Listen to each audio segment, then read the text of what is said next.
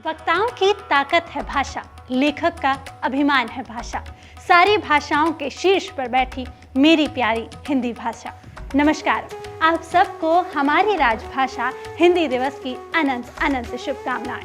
इंदौर अनेकता में एकता के लिए जाना जाता है और हिंदी भी हमारी भाषा अनेकता में एकता को बताती है। लेकिन क्या कभी आपके मन में ये सवाल उठा है कि हिंदी को राष्ट्रभाषा बनाने का सपना कहाँ हमारे राष्ट्रपिता ने देखा था, यानी कि गांधी जी ने कहाँ बैठकर वो सपना देखा था? वो जगह थी इंदौर की नेहरू पार्क, और उसे पहले विस्को पार्क के नाम से जाना जाता था। यह वही जगह है जहां बैठकर स्वप्न देखा गया था। हिंदी साहित्य सम्मेलन की अध्यक्षता करने 2 बार गांधी जी इंदौर आए थे। 1935 में 3 दिन वो शहर में भी रुके थे। गांधी जी के इंदौर आगमन की स्मृतियां आज भी ताजा हैं। स्टेशन पर बना उनके स्वागत का स्मारक हो या फिर नेहरू पार्क की गांधी कुटिया, श्री मध्य भारत हिंदी साहित्य समिति के भवन निर्माण का शिलान्यास पत्थर हो या फिर हर जगह गांधी मौजूद है, परंतु उनका स्वप्न अब तक अधूरा है। भले ही हिंदी को राजभाषा मान लिया गया हो, लेकिन राष्ट्रभाषा बनने तक का संघर्ष अब भी जारी है।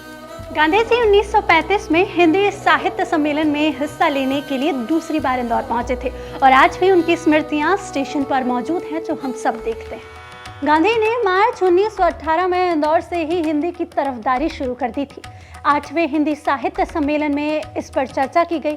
दोबारा गांधी अप्रैल 1935 में इंदौर पहुंचे थे। तब भी मौका हिंदी साहित्य सम्मेलन में अध्यक्षता का ही था।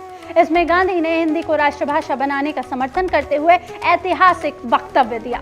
अगर हिंदुस्तान को हमें सचमुच एक राष्ट्र बनाना है तो चाहे कोई माने या ना माने, हमारी राष्ट्रभाषा सिर्फ हिंदी ही हो सकती है। हिंदी को जो स्थान प्राप्त है वह किसी भी दूसरी भाषा को कभी नहीं मिल सकता। हिंदू मुसलमान दोनों को मिलाकर करीब 22 करोड़ मनुष्यों की भाषा थोड़े बहुत पेड़ से हिंदी हिंदुस्तान ही हो सकती है। इंदौर के नेहरू पार्क वही जगह है जहां हिंदी को राष्ट्रभाषा बनाने का एक स्वप्न गांधी जी ने देखा था। राजभाषा तो हिंदी बन चुकी है, लेकिन राष्ट्रभाषा बनने तक का संघर्ष अभी भी जारी है। हम एक वादा एक दूसरे से कर सकते हैं। हमारे घर, हमारे ऑफिस, हमारे आसपास के लोगों से अंग्रेजी में बात करने से अच्छा हम हिंदी में बात करें और अपनी भाषा को उतना ही सम्मान दें जितनी हम किसी और दूसरी भाषाओं को देते हैं। हम अपनी भाषा को इस तरीके से एक धागे में पिरोएं कि राष्ट्रभाषा बनने तक का सफर थोड़ा आसान हो जाए। तो आज हम हिंदी दिवस पर ये शपथ लेते हैं कि हिंदी हमारी राजभाषा जरूर है, लेकिन उसे राष्ट्रभाषा बनाने तक का सफर हम और आप तय करेंगे। गांधी जी के इस सपने को हम और आप मिलकर पूरा करें।